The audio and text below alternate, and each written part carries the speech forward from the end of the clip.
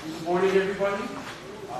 As Ricardo said, this is joint work with Larry Terikov, Dr. Tran, and my supervisor, Chris Beck. I'm hoping today to kind of bring you through a journey of what we went through while we were going through this research and some of the intuitions and insights we learned while looking at these hybrid queuing theory and scheduling models. So to start, I'm going to be presenting the definition of the problem that we're going to be looking at, and then I'll be showing two different approaches, which is one queuing theory approach and one scheduling approach. Then I'll compare these two approaches, show the performance of the two different techniques, and then look into 4 different hybrid models. As I said, I want to show sort of the intuitions and reasonings why we want to explore these models and what we can kind of gain from this. All right, so the problem that we're looking at, some of you may be familiar with in classical scheduling problems, as more of like a dynamic, unrelated parallel machine scheduling problem. Now, this is taken from the queuing theory community, where we have multiple servers, and these servers are unrelated and they're non-identical. And over time, some jobs arrive dynamically, and these jobs will arrive with a grade lambda, and they belong to a class K with probability P, R, K. I've represented classes here by the colors, so we have a red, yellow, and green class. The task is to schedule these jobs onto these servers, and server processes a job at a rate of mu I k. And this is going to be for class K on machine I, that's the rate, and we assume it's going to be exponentially distributed. Now, if a server finishes serving a class, let's say yellow here, and wishes to change over to a green class of jobs, then what it needs to do is incur a setup time between this actual switchover. And so the setup time is going to be psi ijkn, where it's the end occurrence of switching from job class J to K on machine I. So the objective we want to look at is flow time. We want to do sort of a long-run average flow time and minimization. And the flow time is essentially the time that a job arrives to the system until it completes its service on any of the machines. All right, so moving on to the scheduling approach that we want to look at. What we most use is a periodic scheduling model. And what this allows us to do is use the techniques that are developed in scheduling, which is generally for static problems, and apply it to a dynamic setting, a dynamic environment. And what we have here is, for example, if you have 2 machines, machine 1 and machine 2, the periodic schedule will observe the system at a point in time. We'll see that there are some number of jobs in the system, and we'll schedule these jobs with the objective of minimizing the make span. We use a logic-based boundary decomposition here to schedule these jobs. Once the server is free, so at some point later, the server 1 is free before server 2, so we're going to re-observe the system, see what new jobs have arrived to the system because it's a dynamic system, and schedule these to minimize the make span. We'll include the schedule right after the previous schedule. And we'll continuously do this and kind of build our schedule. Now, to do this, what we need to do is assume that we have Pij. Pij here is processing time of job J on machine I, and this is sort of an addition that we have from the original problem. Some of you may be asking why I'm looking at min-make span instead of, let's say, flow time, which is the actual objective we're looking at in the long run. Some previous work we had really looked at minimizing flow time periodically or minimizing make span periodically. And we found that minimizing make span at sort of a low level is actually a good proxy for flow time at the sort of the long-term scale, and it's better than actually minimizing flow time periodically. All right, so that's the scheduling model. To move on to the queuing approach that we looked at, we're taking a round-robin policy, which was developed about a decade ago, and it's called the round-robin policy. And what they do is they create a fluid representation of the queuing network. So what they do is essentially take all the jobs that arrive in the system, treat them as a fluid incoming into the system, and all your servers can be thought of as pipelines. And basically what you want to do is you want to allocate these fluids through these pipelines in such a manner that it's an efficient allocation. Once you have that sort of fluid analysis, what you can do is create a dispatch policy based on that, the values you have from your fluid model. Now, the objective for the queuing approach is not really flow time, but it's stability. And stability here is simply what the scheduling community generally sees as stable. And this is that if you run the system for a long period of time, eventually what you could say is the expected number of jobs in the system is bounded by a finite value. And so the fluid model here is represented by allocation LP. And in this allocation LP, you have 2 decision variables. lambda, which is the arrival rate of the system, as well as delta IK. And this is going to be the long-term average fraction amount of the resource it's going to dedicate to a class K. So here we want to maximize the arrival rate that the system can handle. Subject to the first constraint here is really the important one. The left-hand side really shows that it's a summation of all the amount of resources you can dedicate to a specific class. And on the right-hand side here, that must be greater than the actual amount of work that's incoming based on that class, so lambda P R K. So from here, we get these delta IKs, which are going to give us how much of a resource, or how much time a resource should be spending on every class, and that will give us our maximum arrival rate that we can handle. So once we have that, what we do is we develop the round robin policy, which is going to be that each server, say server 1, would cyclically serve all the classes that have a positive delta IK value. So let's say a server 1 has positive delta IK values on classes 1, 2, and 4. Well, essentially what's going to happen is you're going to serve jobs 1, or class 1, then class 2, then class 4, and then go back and serve class 1 again. Now, when do you stop serving this? Well, you would continue to serve a class until either you empty out all the jobs in that class, and so there's no more jobs to process, then you move on to the next class, or you hit this LIK limit. And this LIK is essentially calculated using this formula here, where epsilon is going to be a parameter that's defined based on the actual load of your system versus the max that you found from allocation LP. SI here is the sum of setup times that you would actually need to incur in order to complete a cycle. So if you had 1, 2, and 4, it would be the setup times from going from class 1 to 2, 2 to 4, then 4 back to 1. And N is the expected processing times of jobs. All right, so it's a sort of an early experimental setup in sort of a talk, but what we really want to do is compare queuing theory and scheduling and how these two approaches will perform under the system. So what we do is we look at loads from sort of medium loads at 80% up to a very heavy 99% load. We look at two systems, one with 2 servers and 4 job classes, one with 4 servers and 4 job classes. And what this really is to compare a system where you have a server that needs to be switching quite often, maybe responsible for 2, 3, or 4 different classes, and one where a server is maybe only responsible for 1 or 2 classes at most. We want to look at asymmetric service rates, and this is really to emphasize the fact that these are unrelated machines. And we have 2 types of setup times. So one is with a ratio of 1 to 1 for setup time to service times.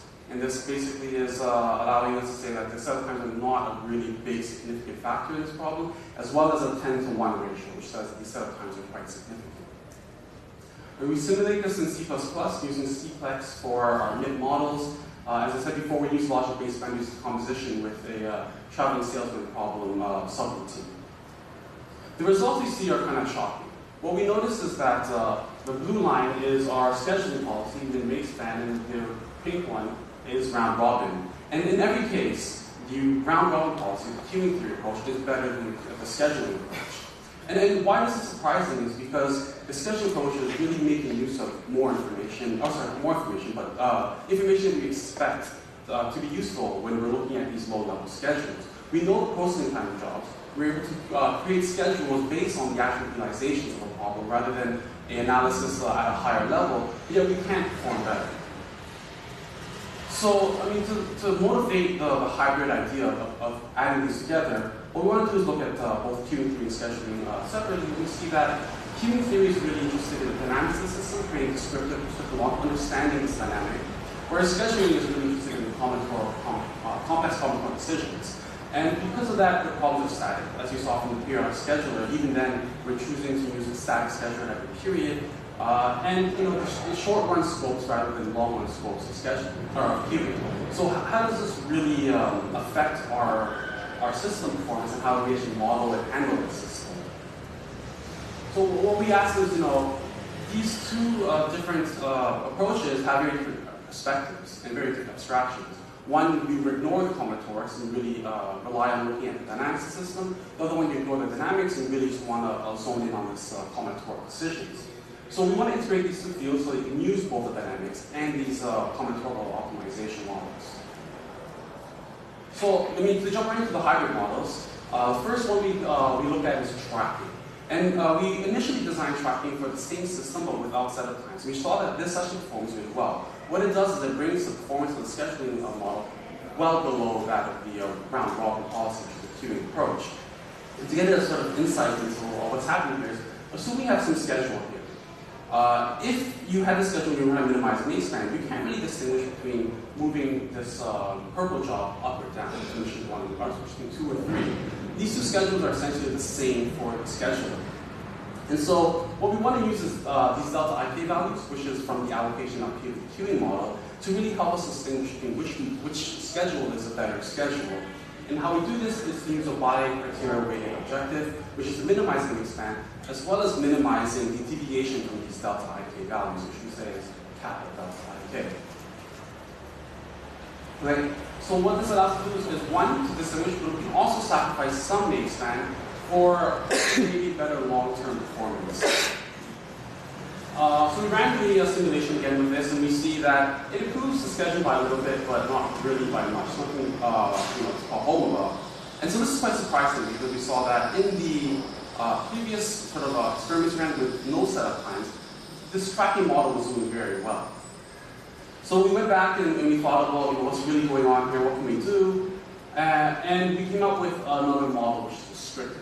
And we said that, what's the big difference between what we did before and what we did now? And really, it's the setup times. Right? These setup times are really expensive, and even in the 1-to-1 ratio, they're really hindering our model. So if we look at this schedule here, and you assume this is the schedule we have on these 3 machines, sometime later, you might have new jobs arriving, and you schedule these jobs on. Now, of course, the first thing you'll notice is that there's these big gaps, just to serve one job on these 2 machines.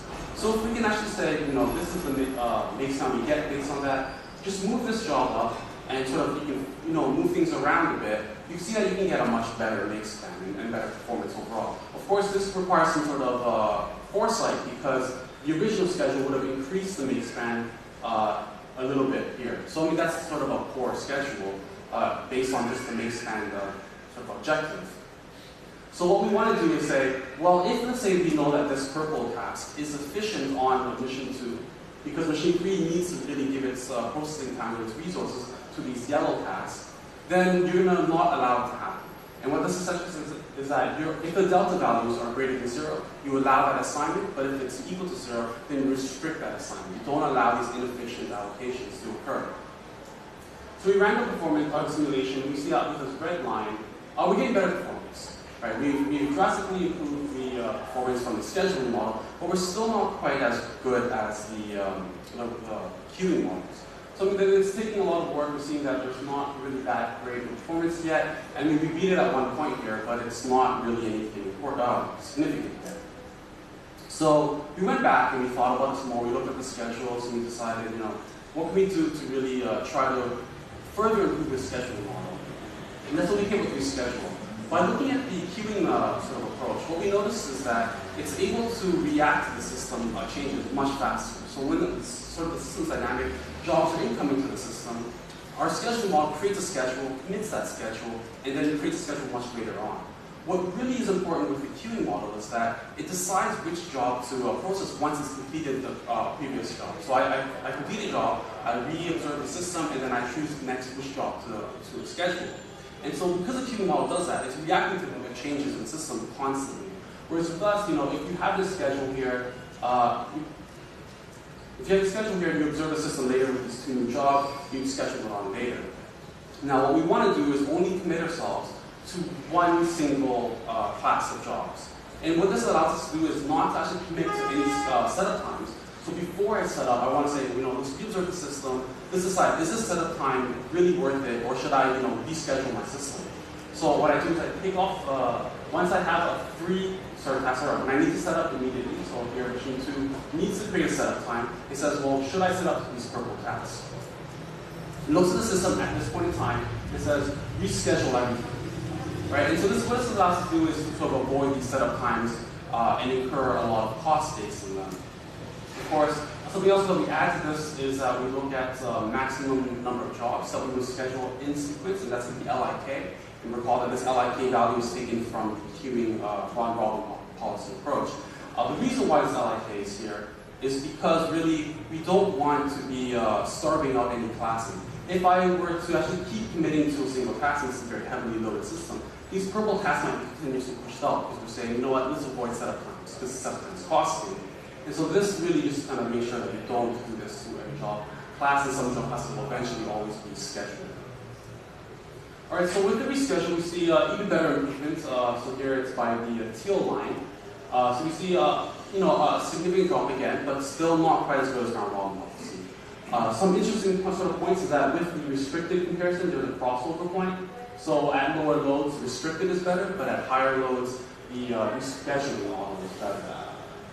And so to kind of get an idea of what's going on here, why there's performance sort of a crossover, if you look at the lower loads, what you see is that you essentially are afforded more idle time, right? Because you're at a lower load, there's less jobs and systems. You have sort of, you're moving away from that heavy traffic model. And these spots, these spaces here occur frequently. Because of these spots are available, what you essentially have is you need to distinguish between where you want to replace these jobs. Now at higher loads, between the time that you have to start the service and class and do a setup time, well, the probability of a job arriving is higher because jobs are coming more frequently. If you have a very low-loaded system, then the probability of something changing within this time is nothing, and you don't really need to reschedule. So the effect of rescheduling is going to be significantly less. And then that sort of brings us on to our fourth and final hybrid model that we looked at. And this is to really just use restricted and rescheduled together. So it's not too complex. It's really, if your delta value is 0, then you don't make that assignment. As well, you only commit yourself to a single class of jobs, and before you do a setup, you reevaluate the system.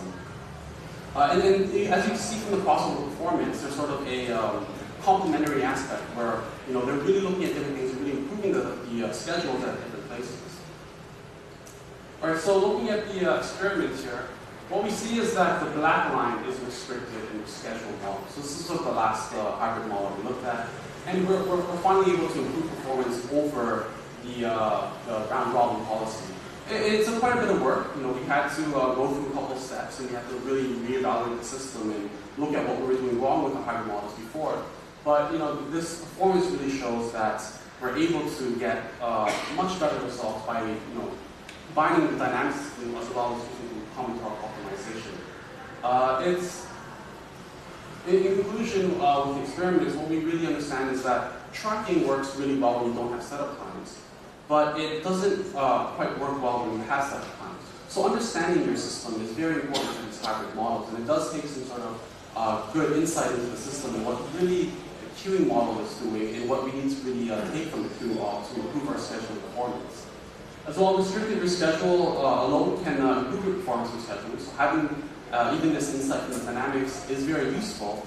Even though it's not as good as the queuing model, we see that we're still able to improve our performance, and that's pretty good.